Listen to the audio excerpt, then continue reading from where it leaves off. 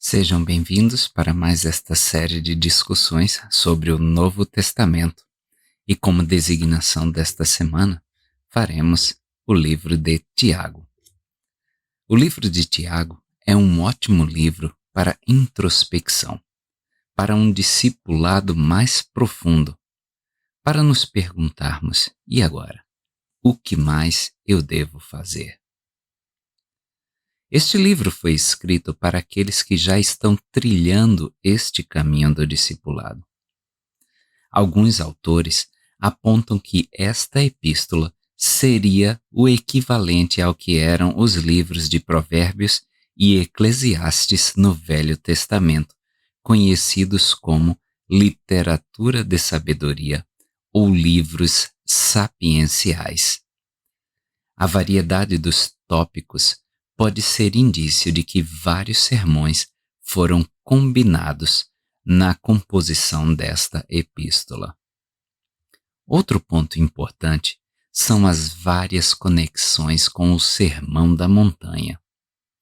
Talvez até, por ele, Tiago, ser parente, meio-irmão, do Salvador Jesus Cristo.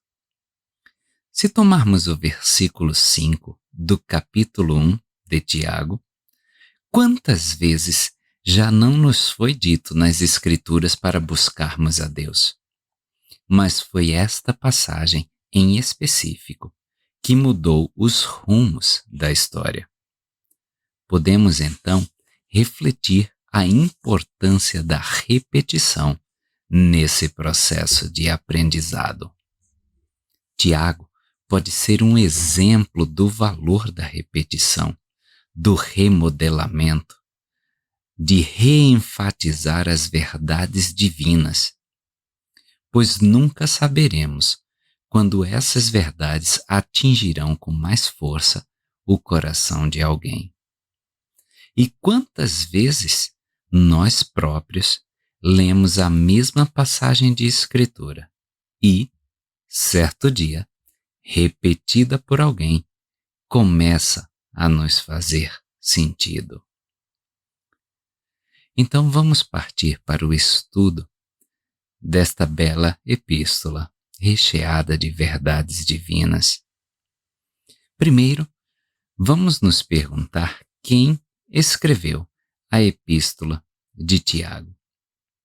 A epístola foi escrita por ele próprio, e a tradição cristã sustenta que Tiago, assim como Judas, um outro livro do Novo Testamento, é um dos filhos de José e Maria, sendo assim meio-irmão, irmão por parte de mãe de Jesus Cristo.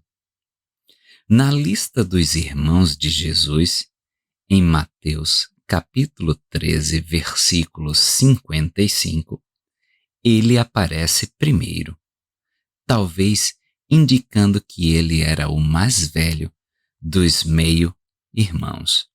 Nós não devemos confundir este Tiago com o Tiago que foi chamado apóstolo, e ele era conhecido como Tiago Maior. Esse é conhecido como Tiago o Justo.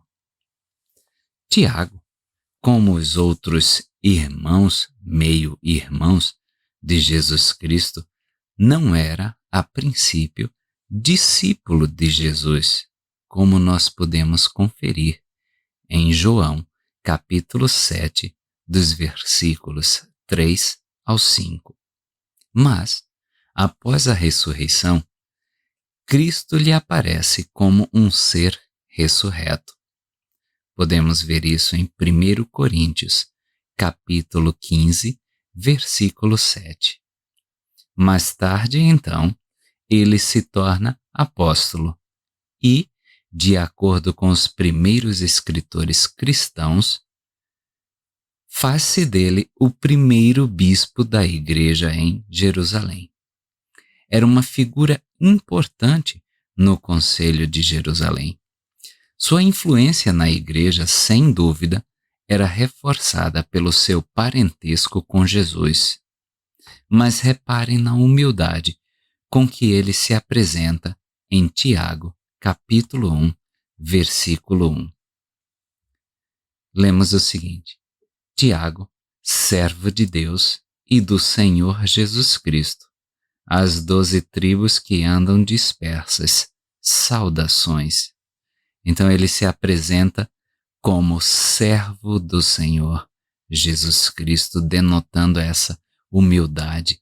Ele não tentou usar a carteirada como nós hoje em dia chamamos, dizendo que era irmão de nosso Senhor Jesus Cristo, mas ele se faz servo de Jesus Cristo.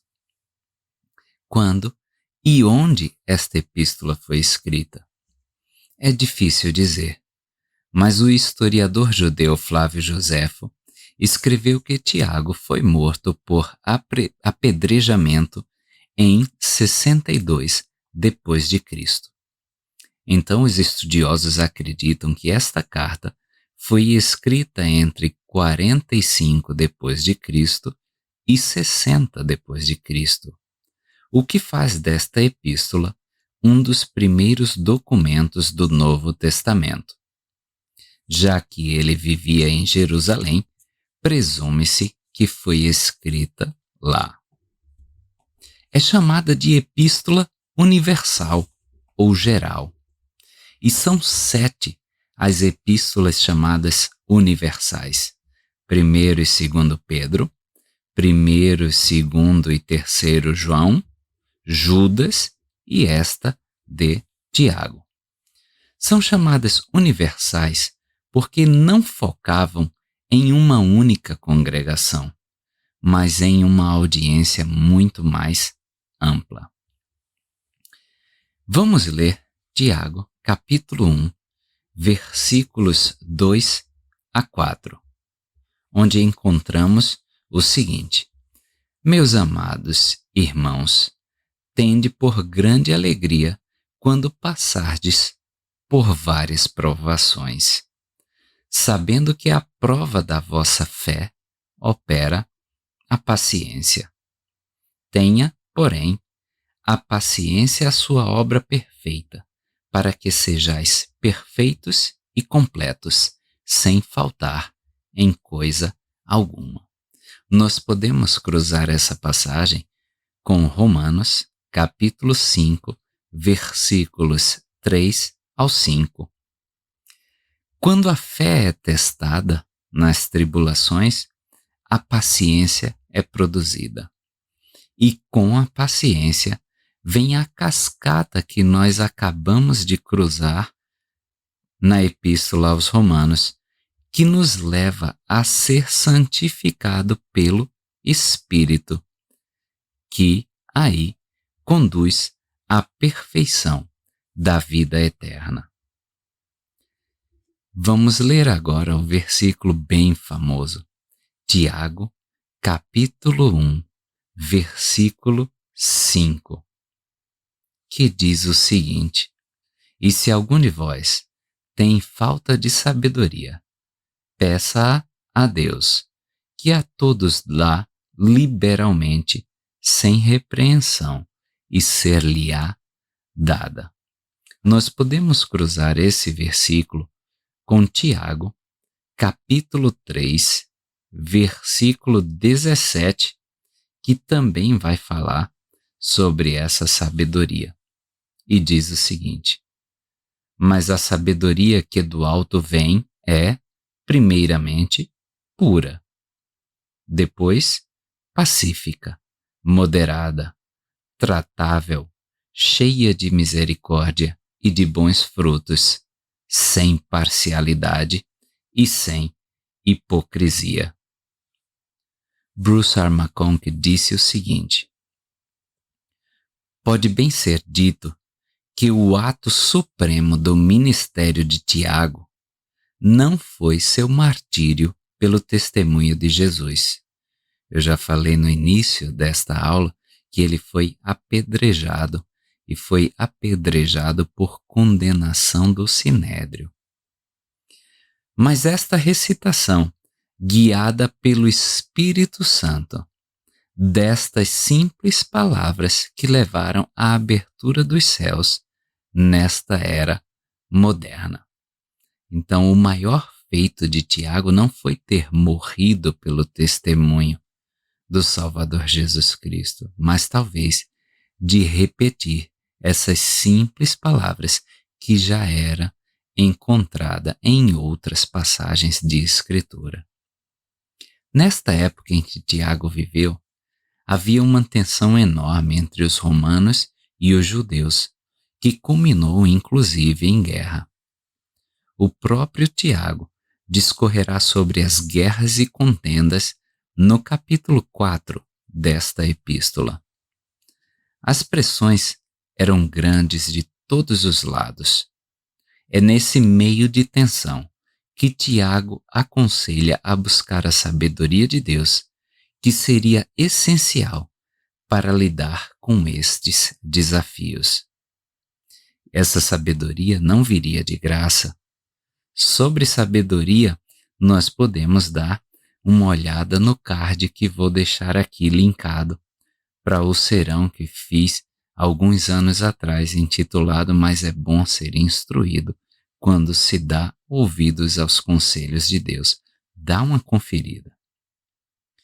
Ele disse que nós deveríamos pedir com fé. Isso está em Tiago, capítulo 1, versículo 6.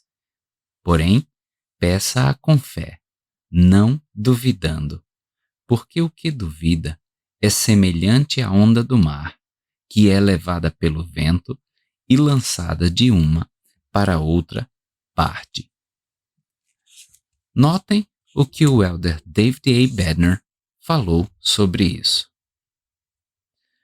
Note no requerimento de pedir com fé, onde entendo que significa a necessidade não somente de expressar, mas fazer a obrigação dual de tanto rogar quanto realizar, o requerimento de comunicar e de agir. As perguntas de Joseph focavam não apenas no que ele precisava saber, mas também no que precisava ser feito. Sua oração não foi simplesmente qual a igreja é a correta. Sua pergunta era: a qual igreja devo me unir? Joseph foi ao bosque pedir com fé e estava determinado a agir. Pedir com fé requer honestidade, esforço, comprometimento e persistência. Então, de acordo com Tiago, capítulo 1, versículos 6 e 7, qual é o efeito da dúvida quando precisamos de respostas do Senhor? O que podemos fazer para fortalecer nossa fé e sobrepujar a dúvida? Respondam aí nos comentários, eu adoraria ouvir suas ideias a respeito deste assunto. Sobre esta obrigação dual, pedir e fazer, o próprio Tiago já nos aconselha como proceder.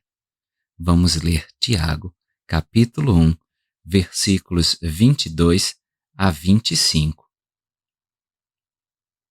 E diz o seguinte: e sede cumpridores da palavra, e não somente ouvintes, enganando-vos a vós mesmos. Porque, se alguém é ouvinte da palavra e não cumpridor, é semelhante ao homem que contempla ao espelho o seu rosto natural. Porque se contempla a si mesmo, e vai-se, e logo se esquece de como era. Porém, aquele que atenta bem para a lei perfeita da liberdade e nisso persevera, não sendo ouvinte esquecido, mas fazedor da obra, esse será bem-aventurado no seu feito. Olha a ação aí, cumpridores da palavra. E essa comparação é muito interessante. Porque um homem que se olha no espelho, por que ele usa dessa metáfora? Vamos tentar explicar aqui.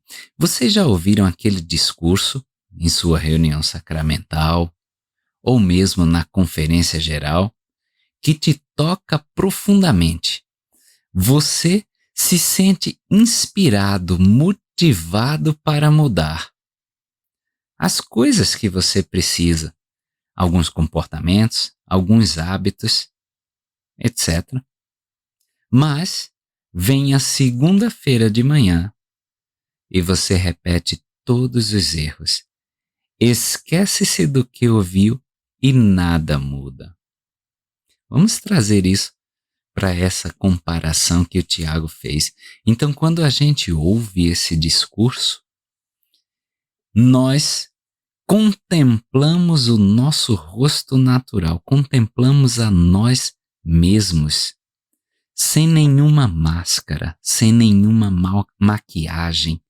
Fazemos essa autoanálise, que está lá no versículo 23 e 24. E aí nos dispusemos, já que vimos esses nossos erros, esses nossos pequenos defeitos, a mudar.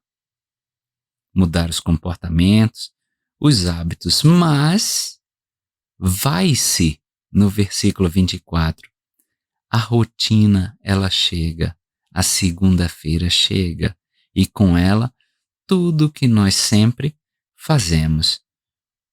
Com essas dificuldades da vida, a gente termina esquecendo-se, como ele diz aí no versículo 24, se esqueceu de como era, se esqueceu da divindade que reside em nós como filhos de Deus. Separei uma citação de Bruce R. McConkie, que está em seu Doctrinal New Testament Commentary. E ele diz o seguinte: ouvir e não fazer. Buscar salvação somente pelas boas obras de Cristo, sem conformidade pessoal com suas leis, é ter um vislumbre do que é a salvação em um espelho, sem nunca receber a coisa real. O presidente Kimball adorava ensinar que a palavra mais importante no dicionário poderia ser lembrar. Porque fizemos convênios com Deus, dizia ele, nossa maior necessidade é de lembrar.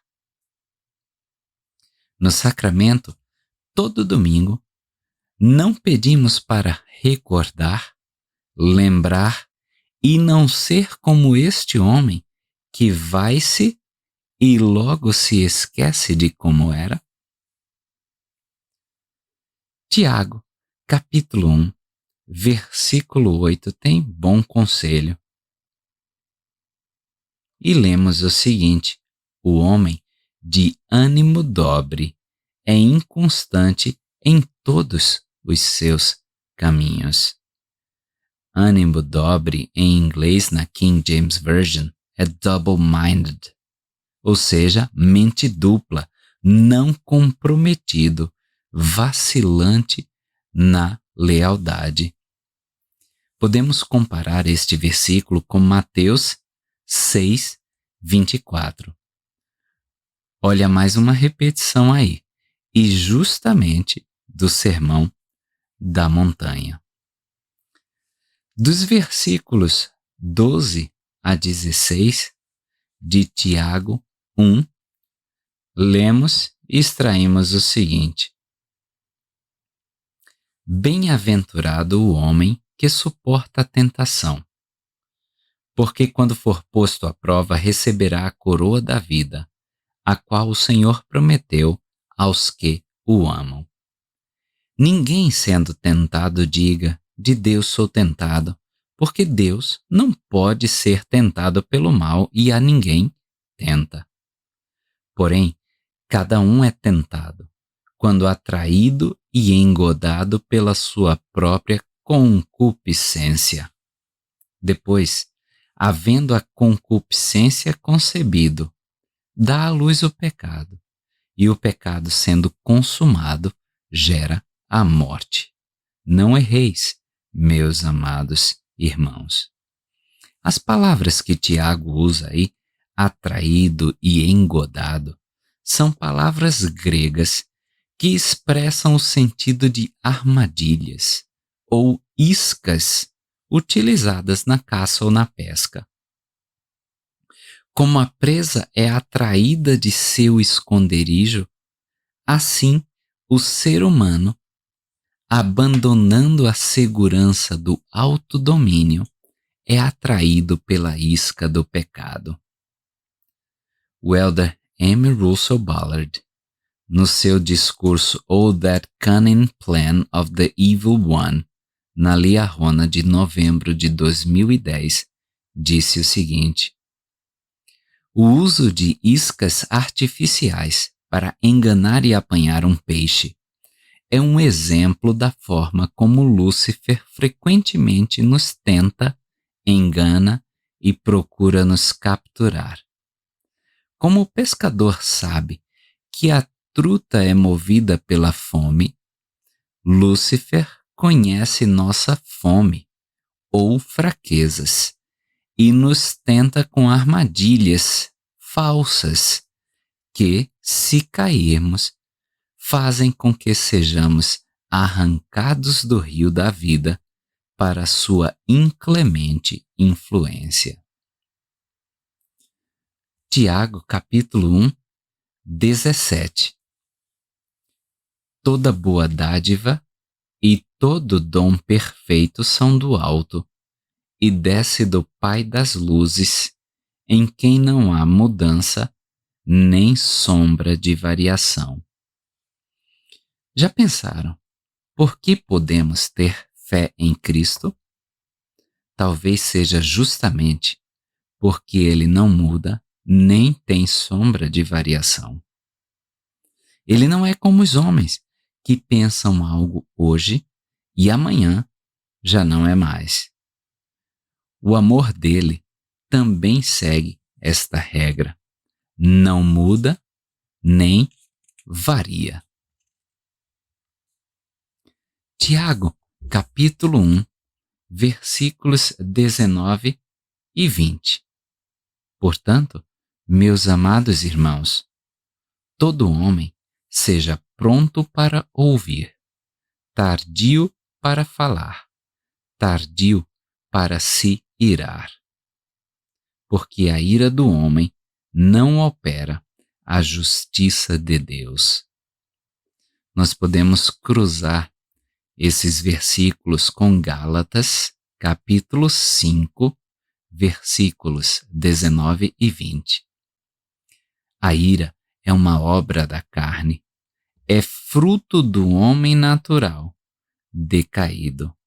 É tanto que Paulo, após citar os frutos da carne em sua epístola aos Gálatas, fala dos frutos do Espírito, no famoso versículo 22 do mesmo capítulo de Gálatas, Gálatas 5. Essas obras da carne não permitem o Espírito florescer e não conduzem à vida eterna. No versículo 21 de Tiago 1, pelo que, rejeitando toda a imundície e superfluidade de maldade, recebei com mansidão a palavra enxertada em vós, a qual pode salvar a vossa alma. Superfluidade aí denota abundância. E a palavra kákias, traduzida para maldade, pode ser mais específica e significar ódio e amargura de uns para com os outros.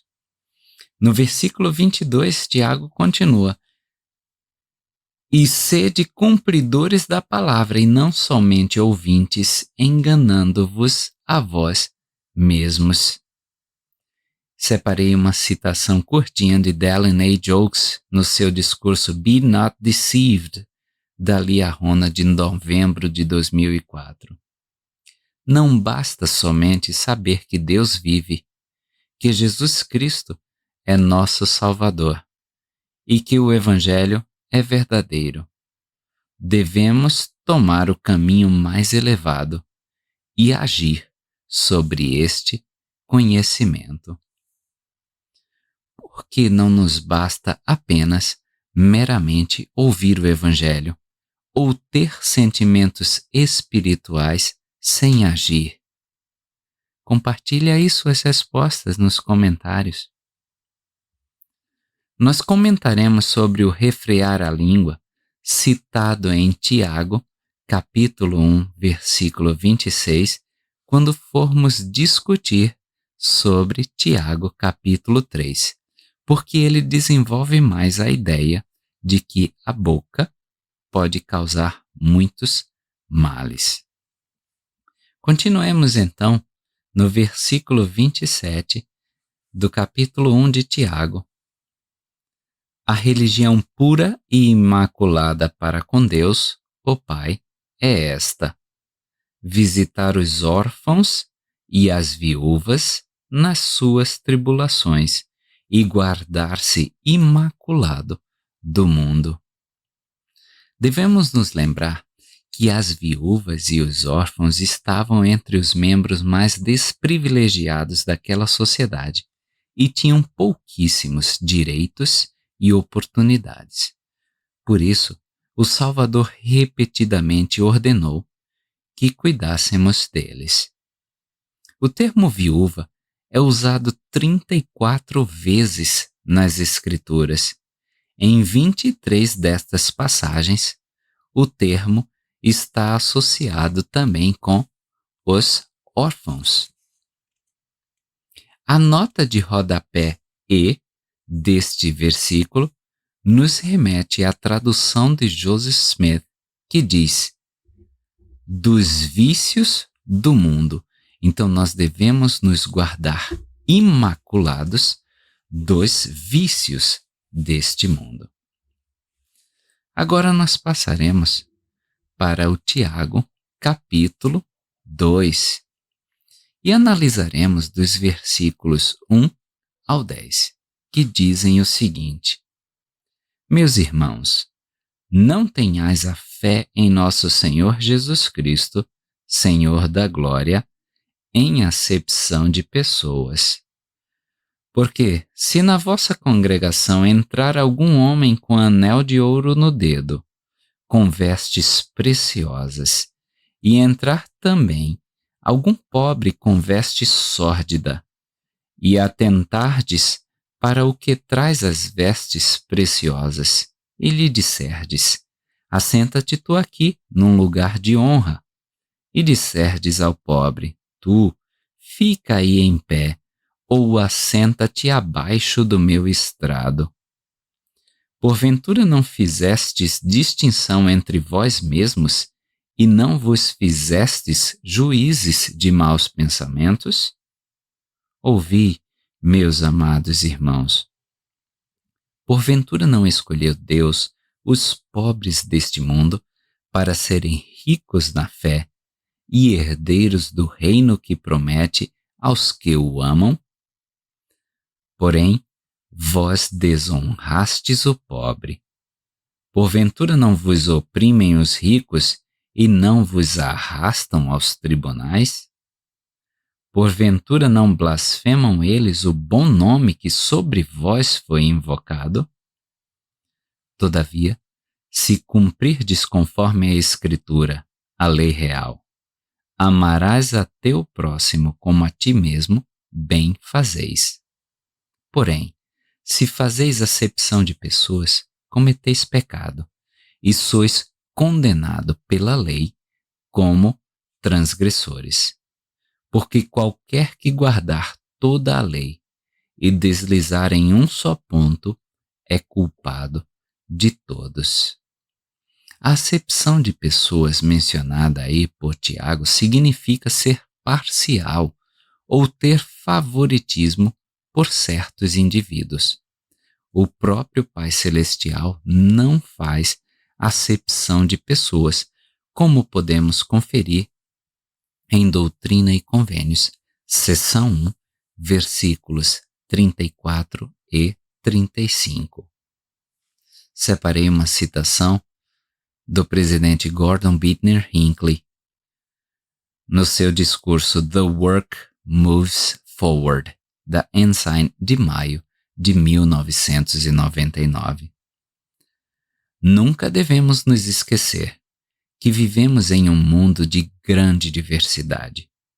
As pessoas da Terra são todas filhas de nosso Pai e são de muitas e variadas inclinações religiosas. Devemos cultivar a tolerância e apreciação e respeito uns pelos outros. Temos diferenças de doutrina. Isso não precisa ser motivo de animosidade ou de qualquer atitude do tipo "sou melhor que você". A lei real, mencionada no versículo 8, significa que pertence ao rei, que foi dada por um rei. E ele cita, então, Levítico 19:18. Esse "amarás a teu próximo como a ti mesmo" está em Levítico 19:18. Aqueles que cumprem a lei real amam a todos e evitam demonstrar qualquer favoritismo. Tiago, capítulo 2, versículo 13. Porque o juízo virá sem misericórdia sobre aquele que não usou de misericórdia, e a misericórdia triunfa sobre o juízo. Nós podemos cruzar esse versículo com Mateus, capítulo 5, versículo 7, mais um eco do Sermão da Montanha. Dos versículos 14 a 26 de Tiago 2, Tiago estava respondendo a relatos que recebia de pessoas que falavam simploriamente da fé como algo separado das ações ou obras. Pode ser que os ensinamentos de Paulo estivessem sendo distorcidos à medida que circulavam oralmente entre os membros da igreja. Lembrem-se que Paulo enfatizava que a salvação vinha por meio da fé em Jesus Cristo e não por meio de obras ou cerimônias da lei de Moisés. Tiago, então, já usa o termo obras de uma maneira diferente da de Paulo, se referindo aos feitos justos como expressão natural da crença. Em Tiago 2,14, nós lemos o seguinte: Meus irmãos, que aproveita se alguém disser que tem fé e não tiver as obras? Porventura a fé pode salvá-lo? Ele está respondendo a um questionamento recebido. O texto grego deste versículo contém um artigo antes da palavra fé, o que passa a ideia de que ele realmente perguntava: porventura, este tipo de fé pode salvá-lo? Ele ensinava que uma crença passiva, que não resultava em ação, não era a fé verdadeira e salvadora. Não se pode demonstrar fé, exceto pelas ações. A verdadeira fé não existe se não tiver as ações. Tanto Tiago quanto o autor de Hebreus mencionam Abraão e Raabe como exemplos de fé nesses versículos já citados. Passemos para Tiago, capítulo 3, e no versículo 1 diz o seguinte: Meus irmãos, não vos torneis, muitos de vós, mestres, sabendo que receberemos maior condenação. Quando ele diz aí não vos torneis mestres, nós podemos clicar na nota de rodapé A, que vai nos remeter à tradução de Joseph Smith, que se lê: não vos esforceis para tornar-vos mestres. Aqui não está dizendo que não devemos progredir até nos tornarmos mestres em algum campo ou mesmo nas Escrituras. A advertência é no sentido de, primeiro, quando achamos que já sabemos de tudo, tendemos a desprezar as ideias de nosso próximo. Sendo assim, por termos desenvolvido este orgulho, a condenação é maior. E 2. Naquele almoço de família, pós-sacramental, todo mundo quer se tornar mestre. Eu acho que o bispo deveria ter feito assim e assado. Ou deveria ter chamado fulano para aquele cargo. Por tentarmos usurpar esta autoridade, é que a condenação será maior.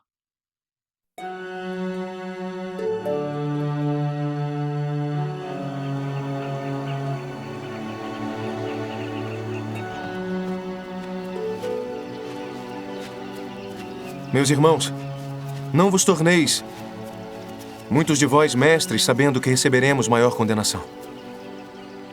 Porque todos tropeçamos em muitas coisas.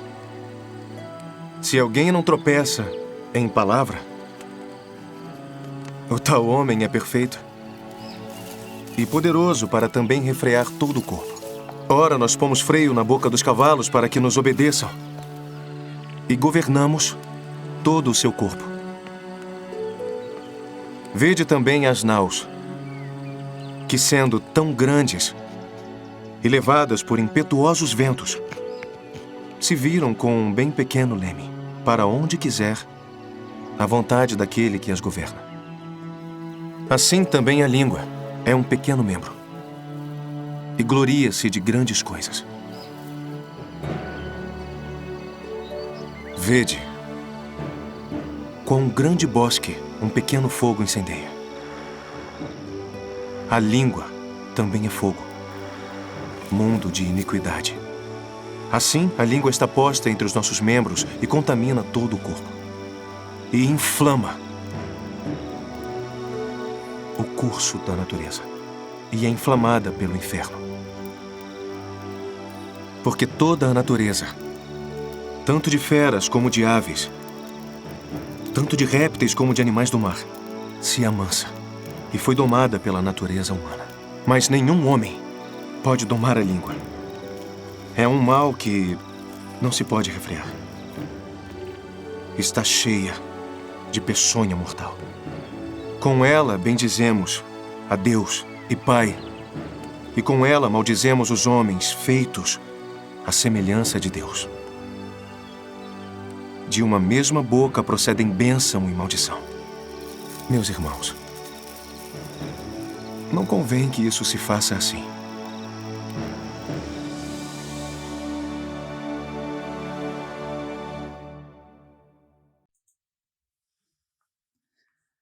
O freio do cavalo tem o nome de bridão.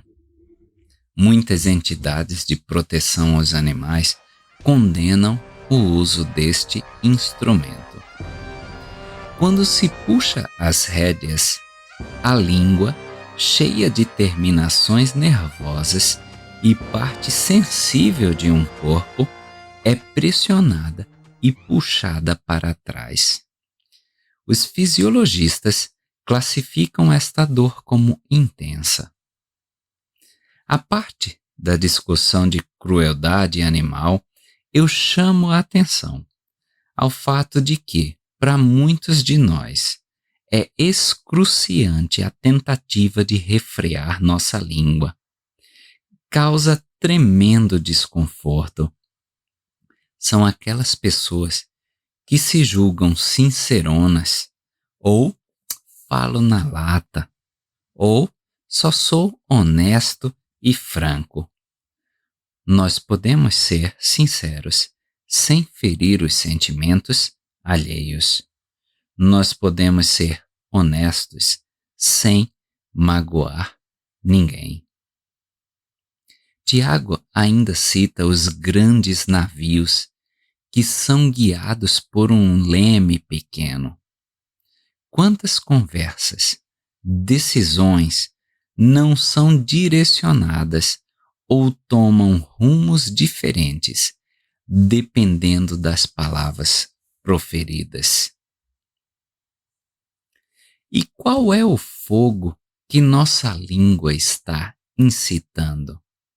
O fogo do Espírito, através de boas palavras, ou é o fogo da discórdia, para o circo pegar fogo mesmo, com palavras duras e ásperas?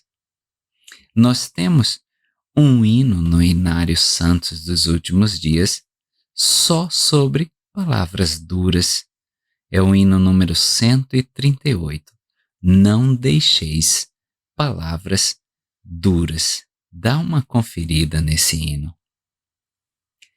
Obviamente, Tiago não está dizendo que nossas línguas são sempre iníquas. Nem tudo que dizemos está cheio de peçonha mortal, como no versículo 8 de Tiago 3.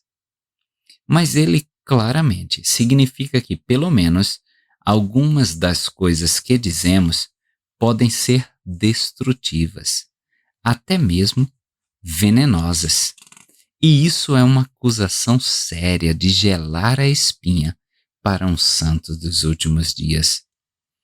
A voz que presta um testemunho profundo, que profere fervorosa oração e canta os hinos de Sião, pode ser a mesma voz que ralha e critica, envergonha e diminui, inflige dor e destrói o espírito de alguém no processo. Foram as palavras ditas pelo elder Jeffrey R. Holland no seu discurso A Língua dos Anjos, de maio de 2007. No capítulo 3 de Tiago, dos versículos 11 ao 13, nós lemos o seguinte: porventura, alguma fonte faz jorrar de um mesmo manancial água doce e água amargosa? Meus irmãos, pode também a figueira produzir azeitonas ou a videira figos? Assim também, nenhuma fonte pode produzir água salgada e água doce. Quem dentre vós é sábio e instruído? Mostre por seu bom trato as suas obras em mansidão de sabedoria. A linguagem que usamos revela o que está em nossos corações. Podemos cruzar esta ideia de Tiago com a referência de Mateus, capítulo 15, versículo 18, e Mateus, capítulo 12, versículo 34. Como estes versículos influenciam-nos em nossa maneira de falar com os outros? Como eu posso melhorar neste quesito? Compartilhe aí nos comentários ideias de como nós podemos melhorar nisso. Tiago, capítulo 4, versículo 3, ele diz o seguinte: pedis e não recebeis, porque pedis mal, para o gastardes em vossos deleites. Tiago observa que as orações são impróprias quando o nosso intento é satisfazer desejos impróprios. Esses desejos impróprios podem até ser bons desejos: um novo emprego, uma mudança de local, etc. E quando oramos para ouvir a resposta que queremos e não a resposta que o Senhor deseja nos dar, aí estamos pedindo mal. Separei uma citação de Neal A. Maxwell no seu discurso What Should We Pray For? Está contido no livro dele, Prayer. E diz o seguinte: Deus vê as coisas como são e como serão. Nós não. Para alcançarmos esta perspectiva preciosa durante nossas orações, devemos confiar nos influxos do Espírito Santo. Tendo acesso a este tipo de conhecimento, oramos, então, por aquilo que nós e os outros merecemos, o que realmente merecemos. Com o Espírito nos guiando, nós não pediremos mal. Tiago capítulo 4, versículos 11 e 12. Vejam que interessante. Irmãos, não faleis mal uns dos outros. Quem fala mal de um irmão e julga seu irmão, fala mal da lei e julga a lei. E se tu julgas a lei, já não és cumpridor da lei, mas juiz. Há só um legislador que pode salvar e destruir. Porém, tu quem és que julgas outrem? Então, falar mal de um irmão é uma violação direta da lei de Deus de amar ao próximo, que está contida desde o Velho Testamento, em Levítico, capítulo 19, versículo 18, e repetida pelo próprio Salvador em Mateus 25, 40. O elder Creel Cofford, quando servia como 70, deu um discurso intitulado Your Name is Safe in Our Home, em maio de 1999, e num trechinho diz o seguinte: que bênção seria se nossos nomes verdadeiramente pudessem estar seguros nos lares dos outros. Já notaram como é fácil achar faltas nos outros? Frequentemente, buscamos ser desculpados do mesmo comportamento que condenamos nos outros.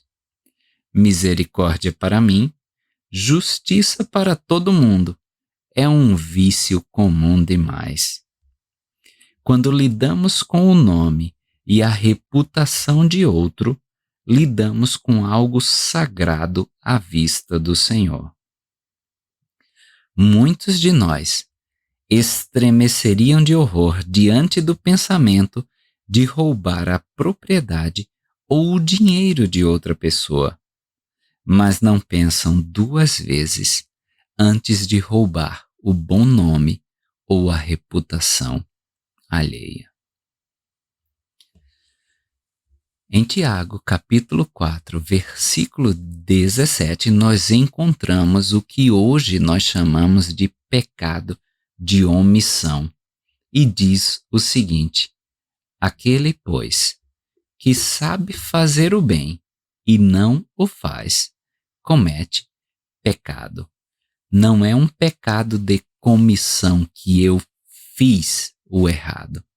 É o pecado de omissão que eu deixei de fazer o correto.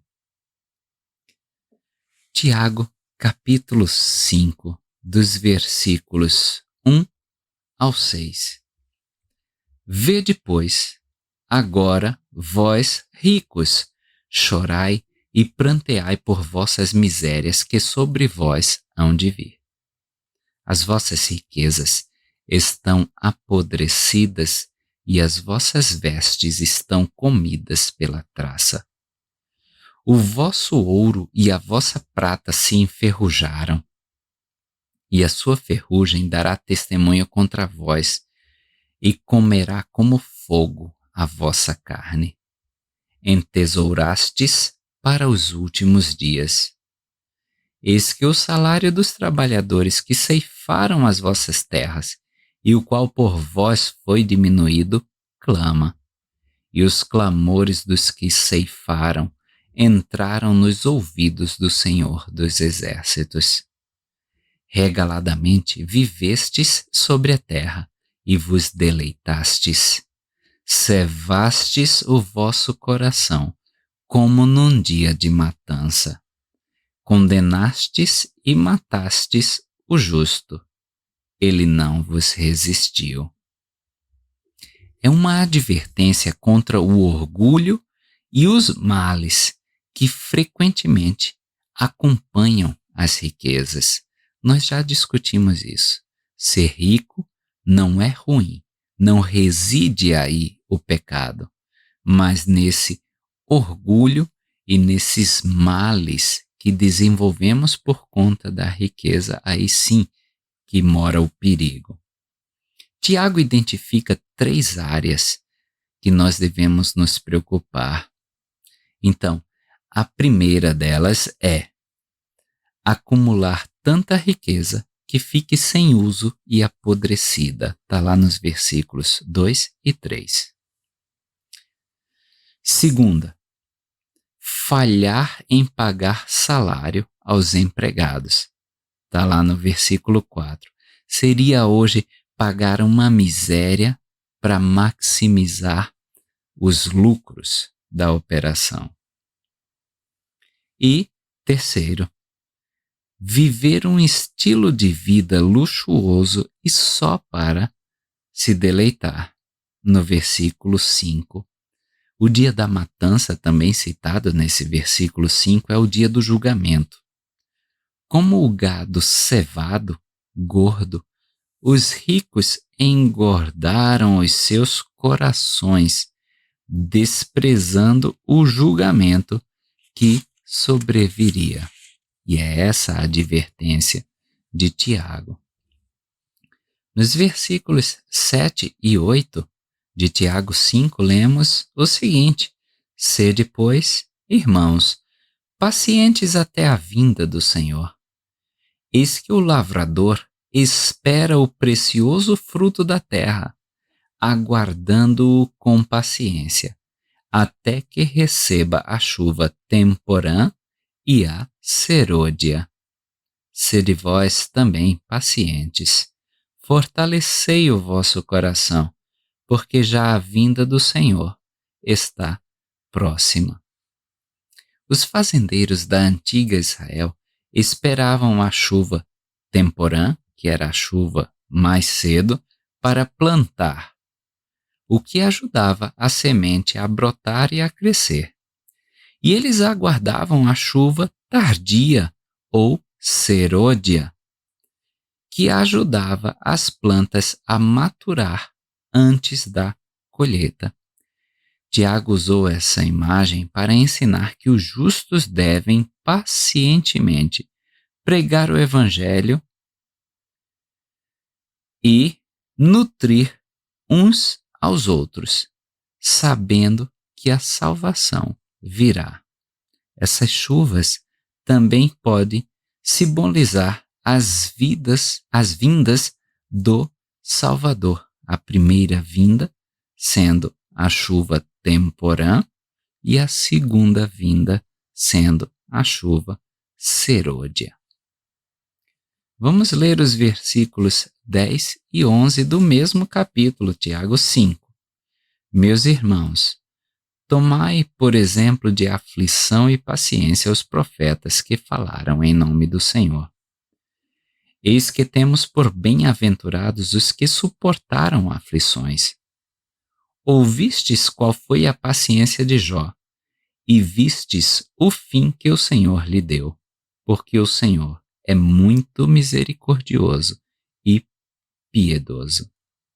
Devemos nos espelhar nestes profetas que são exemplos de paciência perseverante ao aguardarmos a segunda vinda.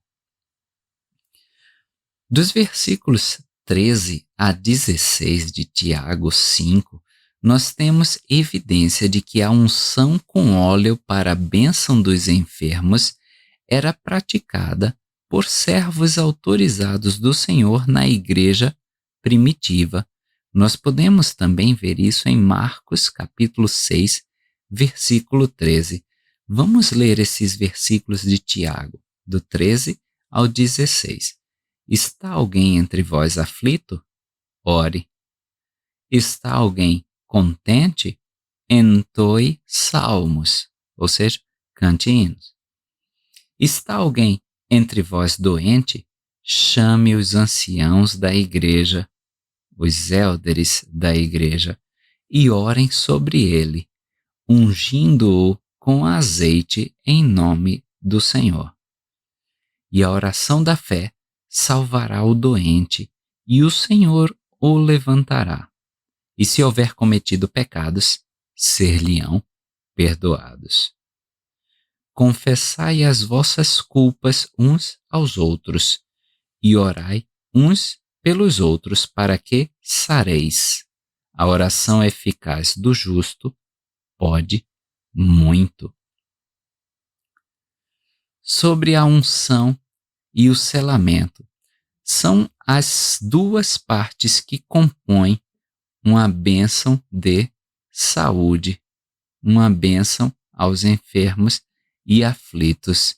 E o elder Dallin A. Oaks, no seu discurso Healing the Sick, de maio de 2010, diz o seguinte: quando alguém é ungido pela autoridade do sacerdócio de Melquisedeque, a unção é selada pela mesma autoridade. Selar algo significa afirmar, fazê-la com efeito para o propósito intentado.